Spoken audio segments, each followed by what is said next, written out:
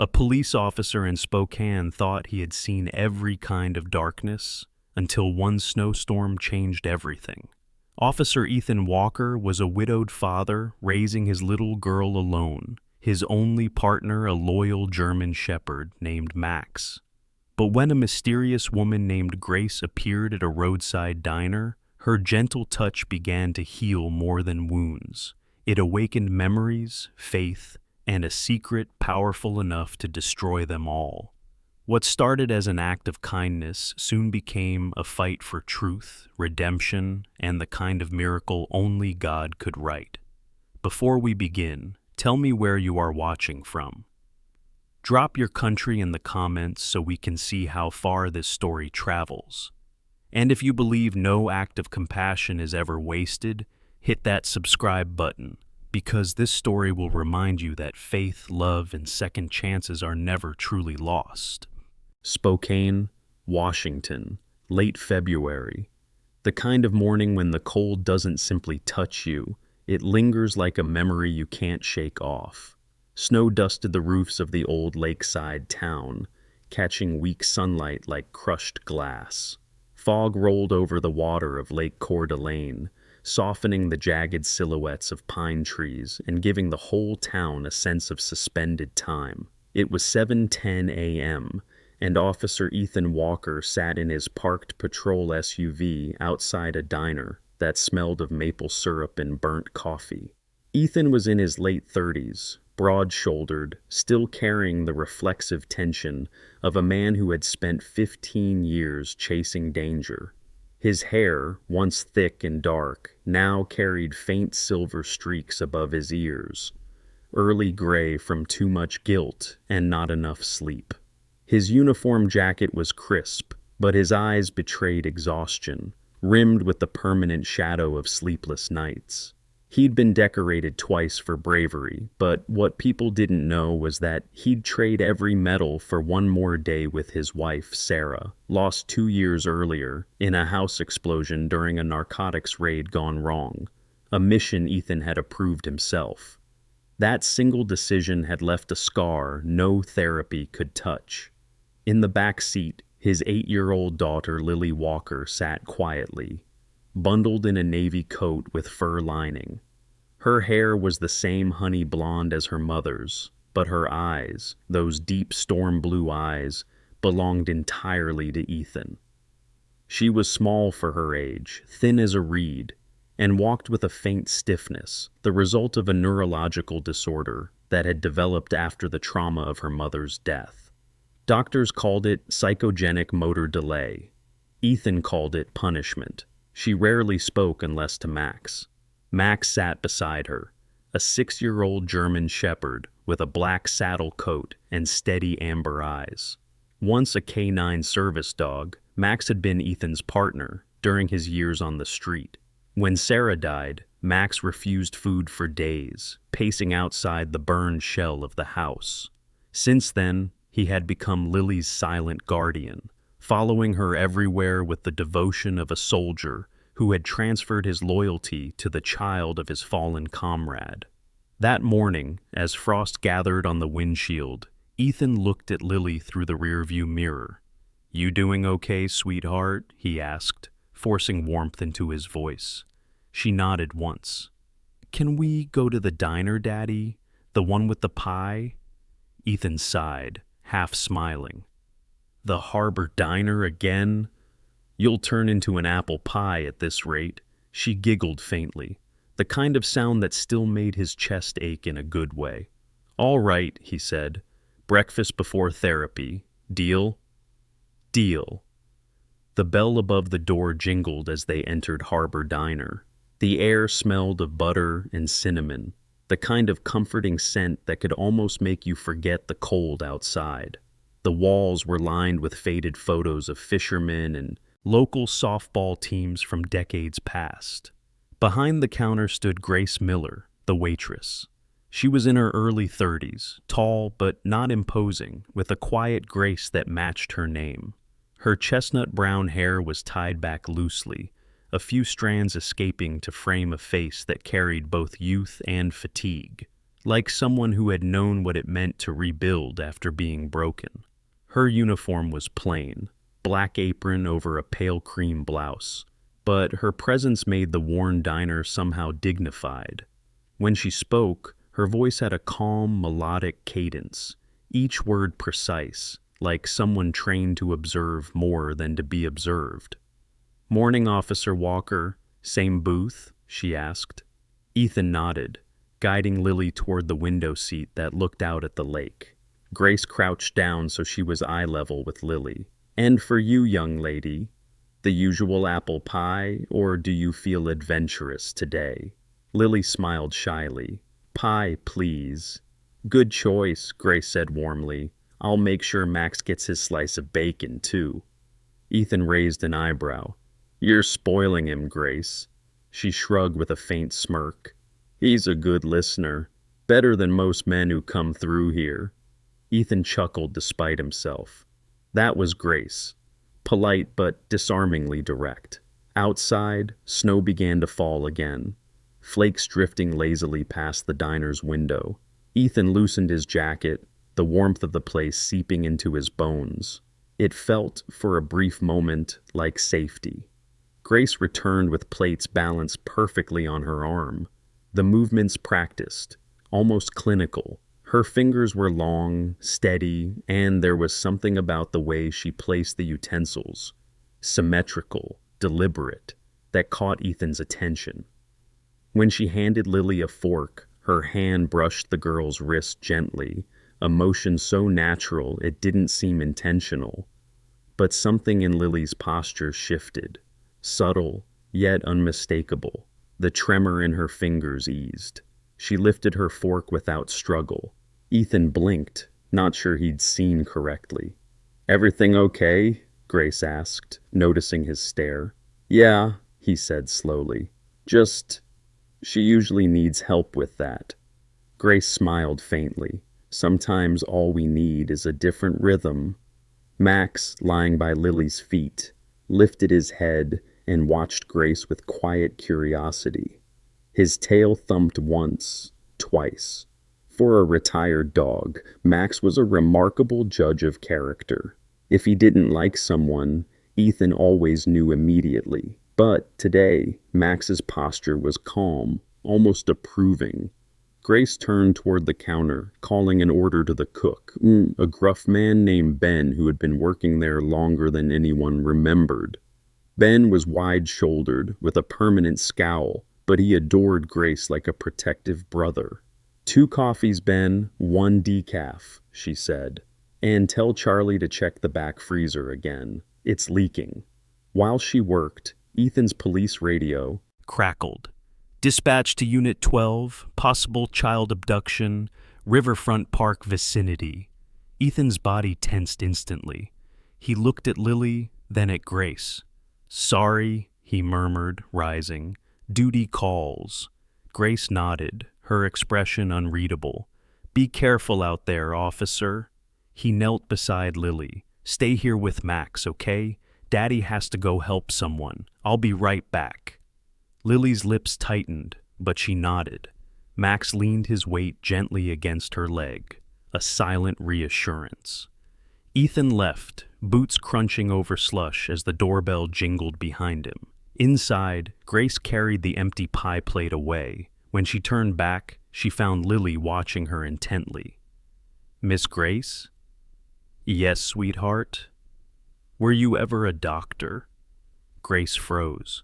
The question landed like a pebble dropped into deep water. "What makes you ask that?" Lily shrugged, her childlike honesty cutting through the air. "You move like the people at my hospital, the ones who fix hands and legs, and you made my hand feel better." Grace's composure faltered. She knelt, tucking a strand of hair behind her ear.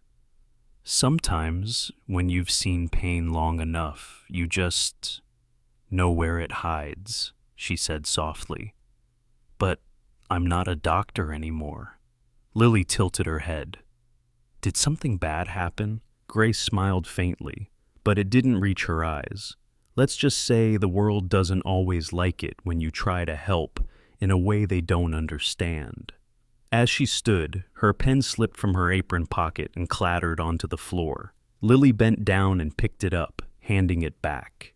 The name engraved along the barrel read, Dr. Grace Miller, Pediatric Neurology Department, Seattle Mercy Hospital. Lily traced the letters with her thumb. That's your name. Grace hesitated only a heartbeat too long. It was, she said quietly, taking the pen back. Outside, sirens echoed faintly through the mist. Inside, the diner grew quiet, the usual clatter replaced by the soft ticking of the wall clock. Ben emerged from the kitchen, wiping his hands. Grace, freezer's fine now, but, you might want to check the back. Something's leaking near the storage door. Thanks, Ben. Grace walked toward the back hallway, her footsteps echoing softly. Lily followed her gaze and saw the small framed photo pinned near the staff board, a group of doctors in white coats, smiling. One of them was Grace standing beside a child in a wheelchair. Scribbled across the photo's corner were faded words, "We almost made it." Lily's hand trembled slightly again, but when Max nudged her palm, the tremor stopped. She looked down at him. "Do you think she's sad, Max?" she whispered. The dog gave a low, sympathetic whine, pressing his nose against her knee. A moment later, a cold draft swept through the diner, the kind that made lights flicker briefly. Grace reappeared, rubbing her hands as though shaking off a memory. "Everything okay out here?" she asked. Lily nodded, her voice barely above a whisper. "Yes, doctor." Grace looked at her for a long moment, searching for something to say. Before she could respond, Max suddenly stood, ears perked, growling softly toward the kitchen. The low rumble vibrated through the floor. "What is it, boy?" Grace asked. But Max didn't move, his gaze fixed on the bar door, the same one that led to the storage area Grace had just come from. Lily watched, eyes wide. "Is someone there?" The growl deepened. The air seemed to tighten. Grace took a cautious step toward the hallway. For a second, she thought she heard something, faint scraping, like metal against tile, and then silence. Probably just the freezer," she murmured, though her pulse said otherwise. Max's eyes, however, didn't waver. He stood rigid, tail stiff, every instinct on alert. Then, suddenly, he stopped growling. The silence that followed was almost too calm. Grace turned to reassure Lily, but the girl's hands were trembling again. Grace knelt quickly, holding them. "It's okay," she whispered. "Breathe with me." Lily followed her lead, her breathing steadying, and once again the tremor faded. But as Grace held the child's small hands, she felt something, a pulse, faint but deliberate, traveling through the muscles, synchronizing like two metronomes finding rhythm. Grace froze, eyes widening. It couldn't be. She looked up at Max. The German shepherd was staring at her, unblinking, as if he too recognized the impossible. Outside, the wind howled over the frozen lake. Inside, time seemed to pause.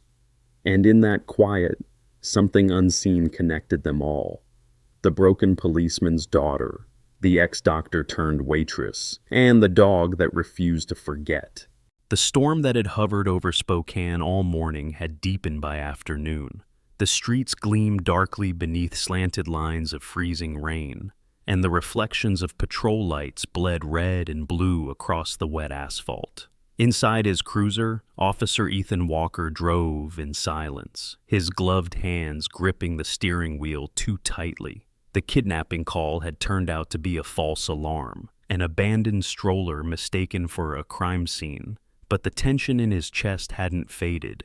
He kept thinking about Grace Miller and that moment when Lily's trembling stopped under her touch. It wasn't possible, or was it? He parked the cruiser outside his modest home on South Cedar Street, an aging two-story house that smelled faintly of pine cleaner and old coffee. Inside, Lily was drawing with crayons at the dining table, her brow furrowed in concentration. Max, the German shepherd, lay sprawled nearby, ears flicking occasionally at the sound of distant thunder. Ethan's badge and gun belt clinked softly as he set them on the counter. He knelt beside his daughter. "How's my little artist?" he asked.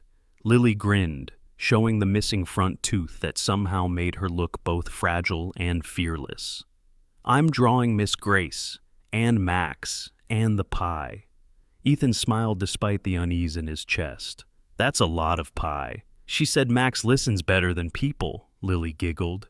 "And it's true."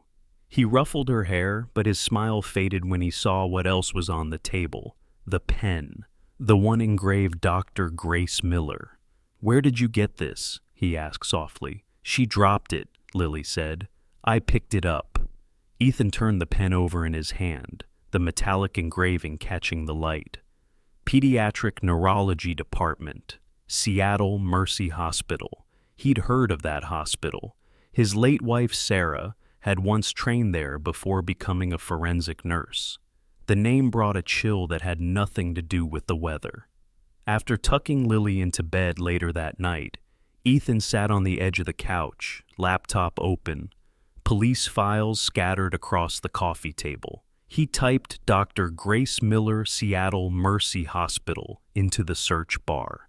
Dozens of articles appeared, some medical, others scandalous.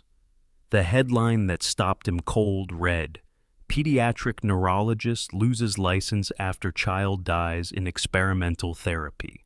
The article described a promising young doctor accused of negligence in a controversial motor recovery treatment. The patient, a 7-year-old girl, had gone into cardiac arrest during a procedure, and Dr. Miller had been blamed. The hospital suspended her, the board revoked her license, and she vanished. No charges were filed, but her reputation was destroyed. Ethan stared at the photo accompanying the article. Grace, younger, in a white coat, standing beside a smiling child in a wheelchair. The same photo Lily had seen on the diner's bulletin board. Max lifted his head, sensing his owner's unease.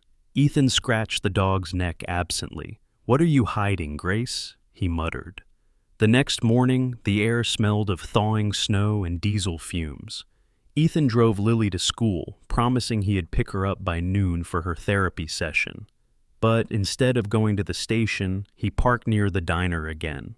From the outside, Harbor Diner looked ordinary. Neon sign half dead, roof dusted with frost, but something about it felt staged, like a set built over a secret. Inside, Grace was refilling coffee for the regulars, a trio of retired mechanics who gathered every morning to complain about taxes, and Marta the baker, a round, cheerful woman in her 50s with silver hair tucked under a pink bandana. Marta had been Grace's closest ally since Grace arrived in Spokane 2 years earlier, taking her in without questions when others whispered rumors about the mysterious newcomer. Ethan waited until the crowd thinned, then approached the counter. "Mornin'," he said, removing his gloves. Grace looked up, her polite smile wavering when she saw his expression. "Officer Walker, everything okay?" "Depends," he said. "Mind stepping outside for a minute?" The back alley behind the diner smelled of damp cardboard and rain. Steam rose from a vent near the kitchen. Grace crossed her arms, her tone calm but wary. "What's this about?" Ethan held out the pen. "You dropped this yesterday." She didn't reach for it. "Thank you." "You used to be a doctor," he said flatly. Her eyes flickered. "Used to be a lot of things. Why didn't you tell me?" "Because it's not who I am anymore." Ethan's jaw tightened. "A child died under your car. That's not something you can just walk away from." Grace's breath hitched, but she kept her composure. "You read the headlines. Did you read the report?" "I read enough to know I should be careful who's around my daughter." For a moment, neither spoke. The rain softened, leaving only the distant hum of traffic. Grace's voice dropped to almost a whisper. I didn't kill that child. The treatment failed because the hospital rushed it. They wanted results, funding. I tried to stop them, but I signed off under pressure, and when it went wrong, they needed someone to blame. Ethan stared at her, torn between suspicion and something else, something like understanding. From the back door, Marta's voice interrupted gently. Grace, coffee order for table 6. Her gaze slid briefly toward Ethan, assessing him with maternal sharpness. Marta wasn't tall, but her presence filled space easily. Her kindness came with iron underneath. Years of managing drunks, heartbroken waitresses, and gossiping customers. Grace nodded. Coming. She looked back at Ethan. Whatever you think you know, it's only half the story. She turned to leave, but he caught her wrist, lightly, not forceful. If you ever touch Lily again without me there, we'll have a problem. Her eyes flashed. If I wanted to hurt her, officer, I would have done it already. Later that afternoon, Ethan sat through his patrol briefing but couldn't focus. His partner, Sergeant Dean Harper, a burly man with a salt and pepper beard and a fatherly sense of humor, noticed. Dean was in his 40s, the kind of man who could eat donuts during a hostage standoff and still hit his target dead center. You're somewhere else, Walker, Dean said, slapping a file onto his desk. Problem at home? Just someone I met. Dean grinned. Ah, that kind of problem. Not like that, Ethan muttered. She's not who she says she is. Dean raised an eyebrow. You run her ID? Ethan hesitated. Not yet. Don't want to make it official. Dean's tone softened. You think she's dangerous? Ethan thought of Grace's steady hands, the tremor in her voice when she said, I didn't kill that child. I don't know. By evening, snow had turned to mist again. Ethan returned to the diner, not as an officer, but as a father with too many questions. The place was nearly empty.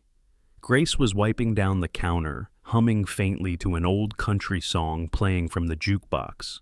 Max waited outside, sitting obediently by the door. I shouldn't be here, Ethan said quietly as he approached. Probably not, Grace replied without looking up. Coffee? Sure. They sat in silence for a while. Steam curled from their cups, fogging the window between them and the dark street outside. I read everything about you, he said finally. I'm sure it made for good reading. Why Spokane? Grace smiled faintly. It's far from the people who remember. And the diner? Marta offered me a job when nobody else would. People trust you when you pour their coffee more than when you prescribe their medicine. The jukebox shifted to a softer tune. For a moment, Ethan saw the woman behind the scandal, someone who carried her guilt quietly, like a penance. Lily likes you, he said. I like her too. She's brave. She's broken. Grace looked up sharply. No, officer. She's healing. There's a difference. Before Ethan could respond, Max barked sharply outside, startling both of them. Grace hurried to the door, pushing it open. The German shepherd was staring into the darkness of the alley, ears up, muscles tense. A moment later, headlights flashed briefly and disappeared. Somewhere far off, a car door slammed. Someone has been parked there the last 2 nights, Grace murmured. You noticed? Ethan asked. I notice everything, she said simply. He stepped out, scanning the shadows, but found nothing except tire tracks glistening in the rain. When he turned back, Grace was watching him from the doorway, arms wrapped around herself. For a heartbeat, he saw fear in her eyes, not for herself, but for something larger, older, still following her. Grace, he said softly, if someone's bothering you, tell me. I've been bothered for years, officer. It's nothing new. And with that, she closed the door gently between them. Back in his SUV, Ethan sat for a long time, the wipers thudding rhythmically. He replayed every moment, Lily's improvement, Grace's trembling denial, the car in the alley. Somewhere between the facts and the feelings, the lines were blurring. When he finally started the engine, Max gave a low growl from the back seat, looking toward the diner. Ethan followed the dog's gaze and saw through the fogged glass Grace standing alone by the window, staring out at them with a face that seemed caught between hope and despair. He wanted to believe she was innocent, but in his world, belief without proof was how people got hurt. The next morning broke gray and quiet, as if Spokane itself were holding its breath. A thin fog rolled off the river, curling around the pine-lined streets and swallowing sound. Officer Ethan Walker hadn't slept. The image of Grace Miller's face under the diner's yellow lights kept replaying in his mind. Her calm defiance, her eyes shadowed by something that wasn't guilt but grief. At the kitchen table, half-drained coffee in front of him, Ethan scrolled through police and hospital databases, cross-referencing the old Seattle Mercy case. The official records were sealed, but years on the force had given him access most civilians didn't have. His partner, Sergeant Dean Harper, had left him a message overnight. "Careful, Walker.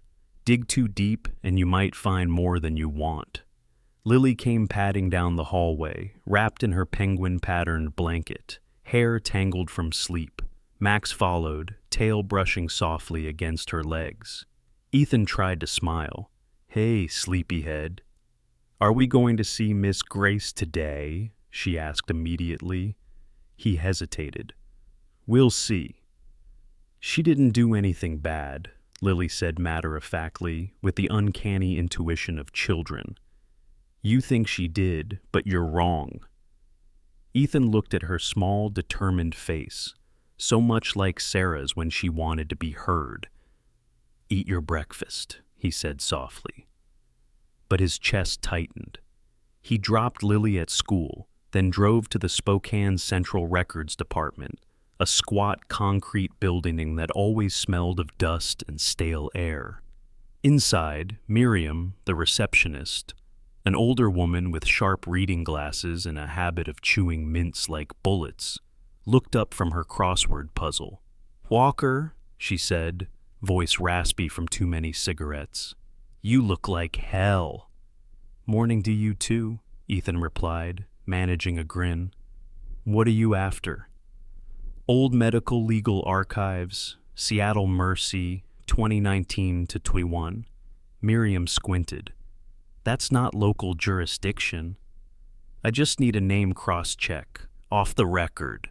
She sighed, but reached for her access card. 10 minutes, then I pretend you were never here." The records room was a labyrinth of gray filing cabinets and dim lights. Ethan flipped through folders until he found it. A case labeled Richardson, Sarah, Pediatric Patient, Seattle Mercy Hospital. His breath hitched. That was the same year Grace's career ended. The same hospital. The child in the reports wasn't the same Sarah as his wife, of course, but something about the coincidence made his pulse quicken. The file described a girl with congenital motor paralysis who had shown improvement after undergoing experimental neurosensory stimulation, the very treatment Grace had pioneered. Then the entries stopped abruptly. The final page stamped "Case closed, deceased," but tucked behind the last page was something else, a photocopy of an unsigned letter. The handwriting was neat, precise. "If they silence me, know this. The data was altered after the incident. The patient was stable. Look at the secondary medication log. No signature, but at the bottom, faintly in pencil, a name, G. Miller." Ethan stared at it, the edges of the page trembling between his fingers. It wasn't a confession, it was a warning. Back outside, he called Dean. "I think she was framed," he said. Dean whistled softly through the receiver. "You sure about that? I found a letter in the file. She said someone altered the records. Could be forged. Maybe, but I've seen people lie to cover guilt." "She's not lying, Dean. She's hiding. There was silence, then Dean's low voice. Then you'd better find out who she's hiding from. That evening, as the sun dipped behind the mountains, Ethan drove to the diner again. The place was almost empty, the windows reflecting the orange dusk. Grace was wiping down the counter, sleeves rolled up, her hair pinned carelessly back. For a moment, he just watched her, how precise she was in every movement, as if order itself could protect her from chaos. "You shouldn't be here," she said without turning when the doorbell chimed. "Probably not," Ethan admitted, sliding into a stool, "but I need to talk." Grace set the rag aside. "About what? My criminal record? My failed experiment? Or the fact that your daughter is getting better and it's scaring you?" Ethan's jaw tightened. "You left a letter in a hospital file." That made her freeze. "You found it?" "I did." Her eyes darkened. "Then you know why I left everything behind." Grace leaned against the counter, arms folded. The treatment worked. The little girl, her name was Emily Richardson, was improving. The hospital board wanted results for a funding contract. Another doctor gave her an unapproved muscle relaxant to speed progress.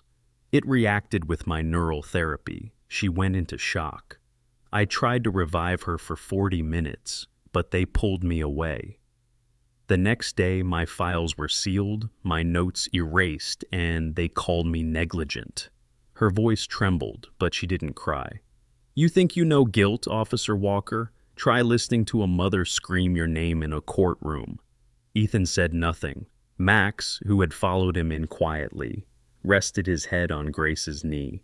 She looked down, scratching behind his ears automatically. "He remembers pain," she said softly. "Dogs do. That's why they heal better than we do." Marta, the baker, entered from the kitchen carrying a tray of cinnamon rolls. Her eyes moved between them, sharp and knowing. "Everything okay out here?" Grace smiled faintly. "Just a conversation." Marta gave Ethan a warning look. "She's been through enough, officer. Don't make her start over again." Then she disappeared back into the kitchen, humming something old and sad. Grace turned back. "So, now you know." "My secret. What are you going to do?" Ethan hesitated. "Help you clear your name." A bitter laugh escaped her lips. "You can't. They buried it years ago." "Maybe, but I've buried people too. Doesn't mean they stay dead." At that, Grace's expression softened, something almost like trust flickering behind her guarded stare. "Why are you doing this?" she asked quietly. "Because my daughter believes in you," he said, "and she's the best judge of character I know." The bell above the door rang, and a man stepped inside, a stranger, overdressed for the small-town diner. He was in his early 40s, tall, lean, wearing an immaculate charcoal suit that yisramed money, not coffee stops. His dark hair was slicked back, and his smile was the kind that practiced sincerity without meaning it. "Grace Miller?" he said pleasantly. Grace went pale. "Who's asking?" "I'm Dr. Colin Vance, Seattle Mercy Research Division." His voice carried the easy confidence of someone used to being obeyed. "I happened to be passing through Spokane and thought I'd check on an old colleague." His eyes flicked to Ethan, then to Max. "And you must be Officer Walker. I've heard your name too." Ethan's instincts flared. "Funny. I don't recall meeting you." Vance smiled thinly. "I make it my job to know people who interfere with things they don't understand." Grace's voice was steady but tight. "You shouldn't be here. I just wanted to remind you of the non-disclosure agreement you signed before you disappeared," Vance said smoothly. "Some of us still have reputations to protect." Ethan stepped forward, his tone edged with steel. "You threatening her?" "Of course not," Vance said with mock surprise. "Just offering advice. Leave the past buried." He turned toward the door, pausing long enough to add, "Seattle remembers its ghosts, Doctor." Then he left, the bell jingling behind him. For a long time, Neither of them spoke. Grace stared at the door, her hands trembling slightly. "Who was he?" Ethan asked quietly. "One of the people who destroyed me," she whispered. "And if he's here, it means they're watching again." Outside, the night had thickened into steady rain. Ethan's reflection stared back at him in the glass, torn between duty and something deeper. "Then we'll watch back," he said. Grace looked up at him, her expression caught between fear and relief. "You don't understand what you're getting into." "Maybe not," he said, glancing at Max, who was still alert, gaze fixed on the door. "But neither do they." As thunder rolled in the distance, a car engine started somewhere down the street. Grace's eyes met his. "They're not done with me, Ethan." "Then they just met someone who's not done either," he replied. The diner lights flickered once as if the storm outside had found its way in. Max let out a low, warning growl that seemed to vibrate through the room. Rain turned to snow overnight, blanketing Spokane in a deceptive calm. The streets looked pure again, as if nothing bad could ever happen here. But Ethan Walker knew better. He stood by the window of his living room, coffee growing cold in his hands, watching the flakes swirl like ashes. Max sat beside him, restless, tail thumping once, then still. The dog's instincts had been sharp since the night at the diner. Something about Dr. Colin Vance's visit had awakened a vigilance that even Ethan couldn't explain. Lily was at the kitchen table, coloring. The picture she drew wasn't the usual cheerful one. It showed a woman in a white coat, standing under rain, holding hands with a small child.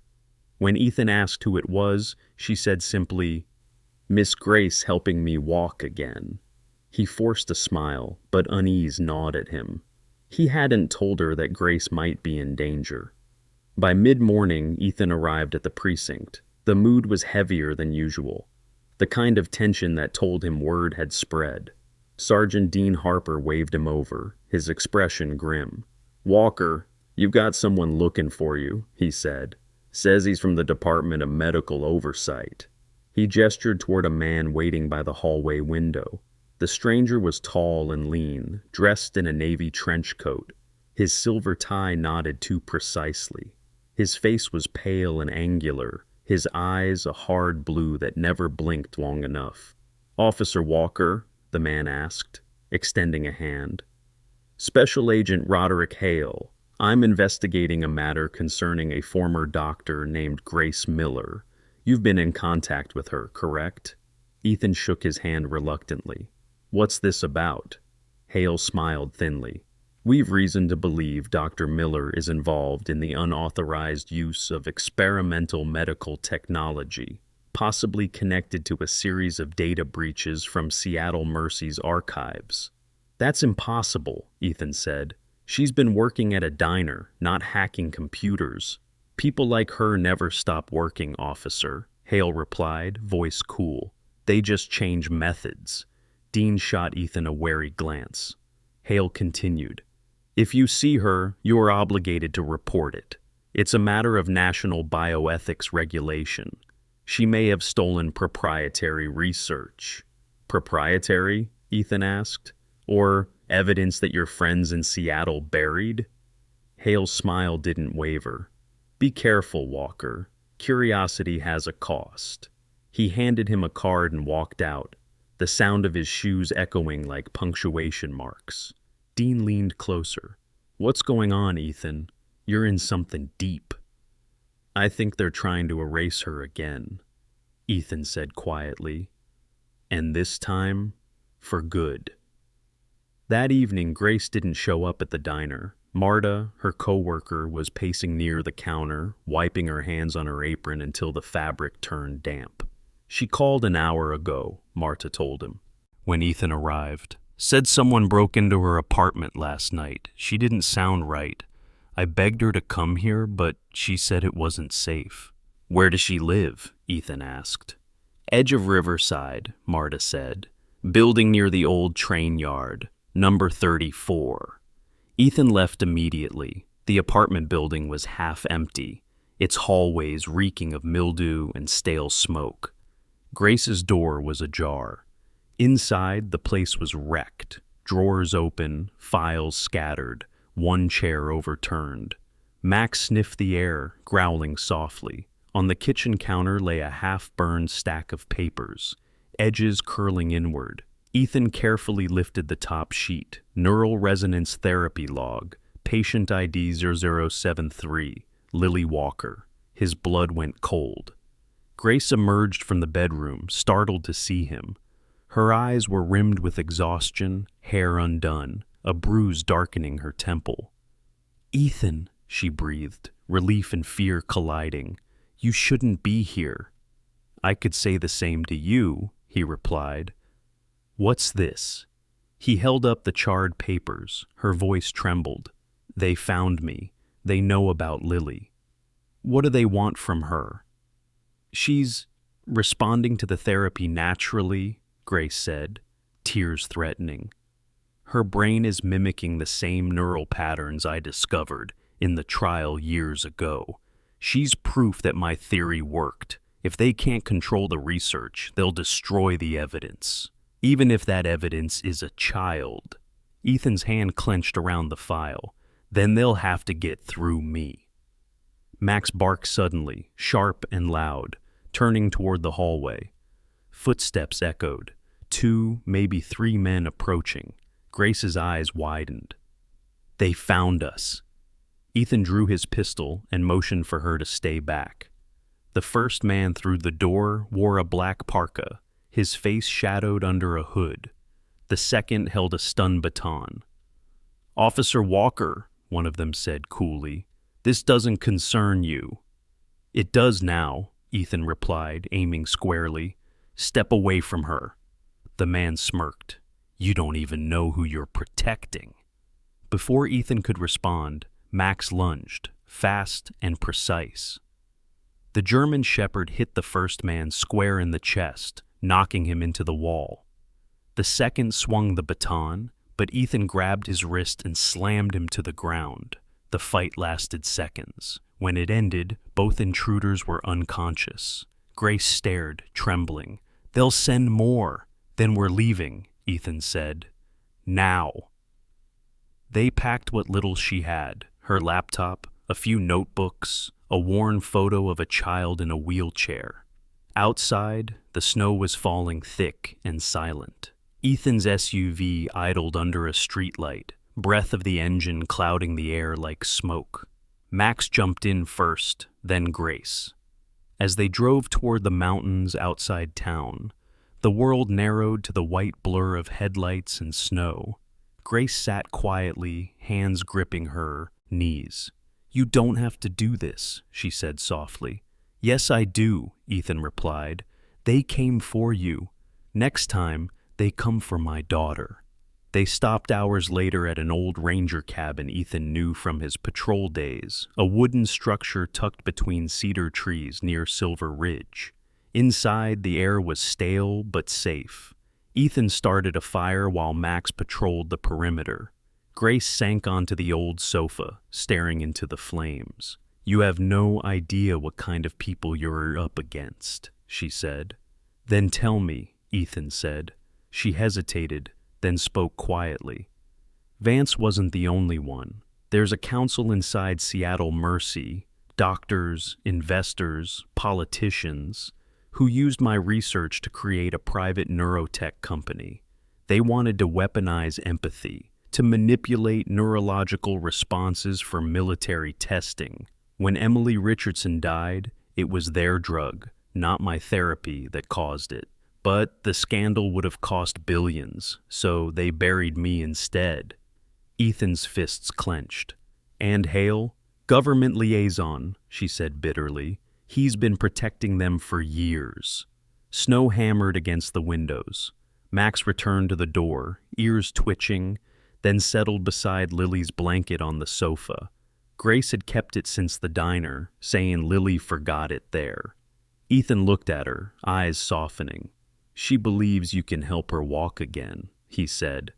Grace smiled sadly. "Maybe she's the one helping me." Outside, Headlights flickered faintly through the trees. Max growled again. Ethan doused the fire and moved to the window, peering out. A car idled at the edge of the road. A silhouette stepped out, tall, trench coat glinting under the snow. Agent Hale. He wasn't alone. 2 men followed. Grace's voice dropped. "They found us." Ethan turned to her. "There's a back trail behind the cabin. Take it west until you reach the creek. Stay with Max. I'll draw them away." "I'm not leaving you." "You will if you want Lily safe." Before she could argue, a spotlight cut through the darkness, sweeping across the cabin walls. The sound of boots crunching snow drew closer. Ethan loaded his weapon, heart pounding. Grace grabbed his hand briefly. "Don't let them make me disappear again," she whispered. He squeezed her fingers. "Not this time." As she slipped out the back door with Max, Ethan moved to the front. Hale's voice echoed outside. "Officer Walker, hand over the doctor. This doesn't have to get messy." Ethan shouted back, "You already made it messy." Gunfire shattered the window. Ethan ducked, firing back once, twice. Snow sprayed through the holes like sparks. Outside, headlights blinked off. Then silence. When Ethan looked again, the road was empty, but in the distance he could hear it, the faint, rhythmic bark of Max guiding Grace through the storm. He let out a slow breath, holstering his weapon. Whatever came next, he knew this wasn't just about Grace anymore. It was about truth, and about protecting the only 2 souls left who still made him believe redemption was possible. The first light of dawn crept across the mountains, turning the snow into sheets of silver. The storm had finally broken. Spokane lay silent beneath the pale morning, as if the night's violence had been nothing but a bad dream. But in the old ranger cabin, Officer Ethan Walker knew better. The world outside was not quiet. It was simply waiting. He stood by the frosted window, bruised, exhausted, and gripping his service pistol like it was the only thing keeping him tethered to reason.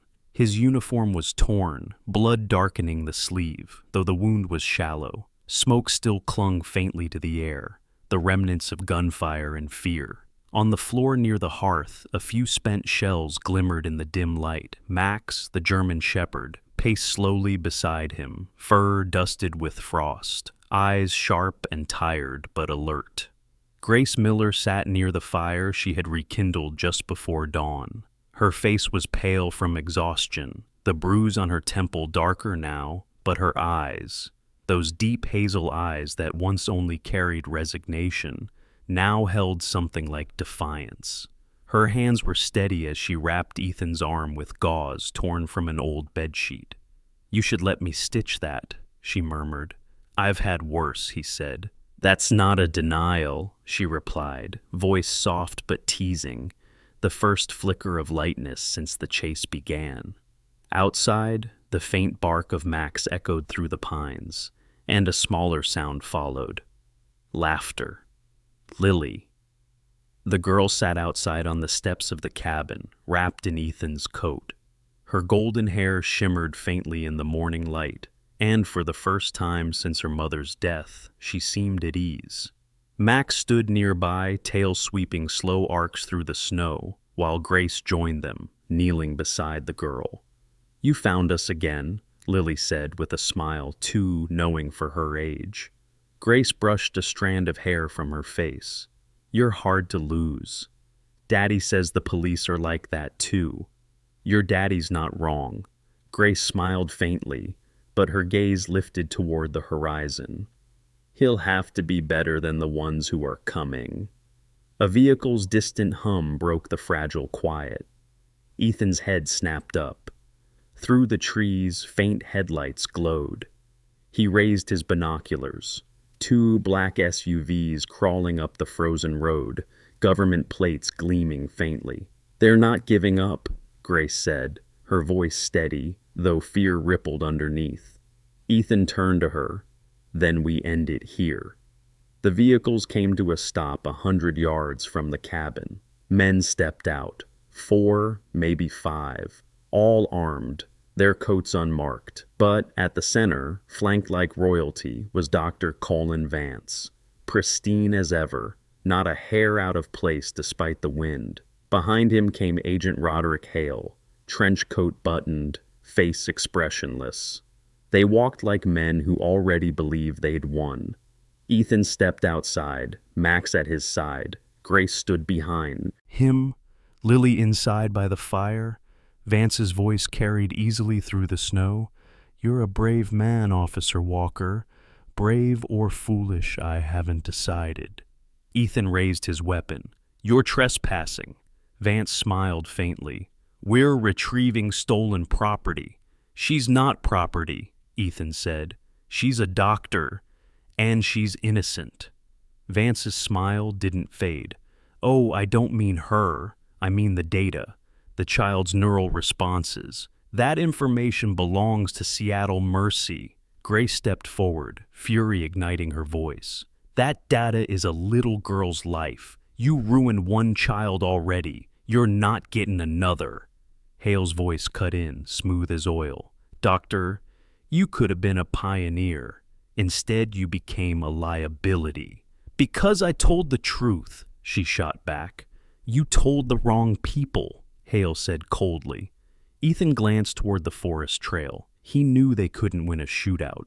He needed proof, something to make the truth louder than their bullets. "Grace," he whispered, "your laptop. Does it still have the research logs?" She nodded. "Encrypted? Only my key unlocks it." "Then let's make sure the world sees what they tried to hide." Inside the cabin, Ethan connected Grace's laptop to the portable signal booster in his cruiser, standard issue for remote dispatch. The plan was simple: send the entire research archive to multiple servers, including one belonging to Dean Harper at the precinct. Grace's fingers flew across the keyboard, the screen glowing faint blue in the dim cabin. "Almost there," she murmured. 60% upload." Outside, the men fanned out, rifles raised. Hale shouted, "Walker, you're interfering with federal operations." Ethan shouted back, "You don't have a warrant." "Don't need one when national security's involved," Hale replied, signaling his men. "Bring them out." Gunfire erupted, controlled, professional, meant to intimidate, not kill. Glass shattered, wood splintered. Max barked furiously, darting between cover points. Ethan fired back once, then ducked beside the window. Grace hunched over the laptop, typing through shaking hands. 90%, she gasped. Then the signal died. The screen flashed red. Connection lost. "No, no," Grace whispered, hitting keys in vain. Ethan cursed. "They're jamming the signal." Outside, Vance stepped forward, flanked by two men. "Last chance, officer. Step aside. We can make this easy." Ethan looked at Grace. "How long to finish the upload manually?" 10 minutes if I can reach a clean network." "Then we'll get you one." He turned to Lily, who was trembling by the fireplace. He crouched beside her. "You remember the old bridge near the creek? Follow it west until you see the Ranger's Tower. Dean will meet you there." Lily's eyes widened. "But what about you?" He smiled softly. "I'll be right behind you. Take Max." The dog whined low but obeyed when Grace gave a small nod. "Go, boy, protect her." Lily threw her arms around Grace. "You have to come too." "I will," Grace promised. "Go now." The moment the door shut behind them, Grace grabbed the hard drive and stuffed it into her coat. "They'll track me anyway," she said. "Let me draw them away." "Not happening," Ethan said. "We're finishing this together." They burst out the back as bullets tore through the walls.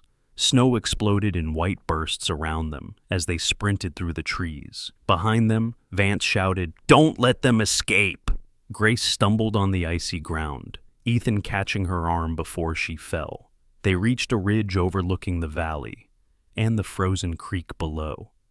The road curved far beneath them, where Lily and Max were already small moving figures, the dog bounding like a shadow through snow. Ethan pulled out his radio, static hissing. Dean, it's Walker.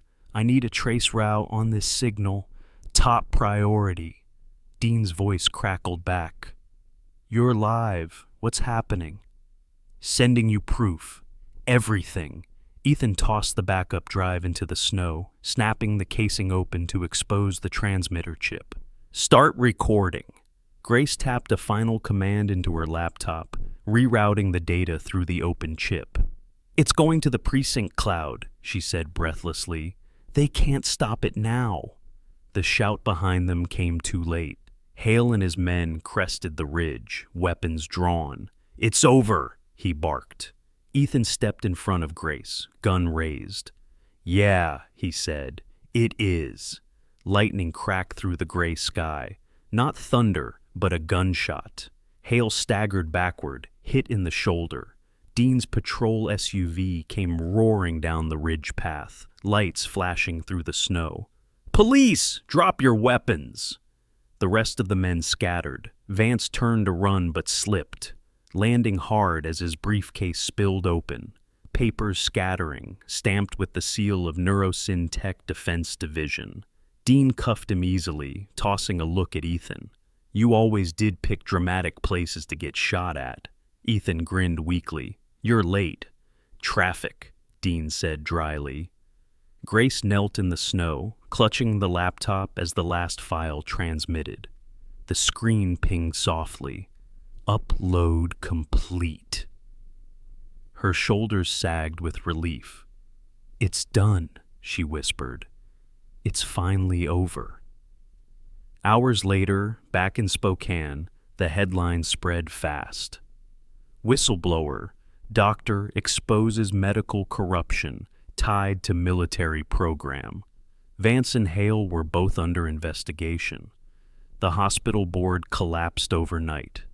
2 months later, a soft spring rain washed the last of the winter grime from the streets. The Maxwell Institute for Neuro Recovery opened its doors in downtown Spokane, a joint foundation between the police department and Grace's restored medical license. Children laughed in the therapy garden as Lily walked among them without her braces, holding Max's leash.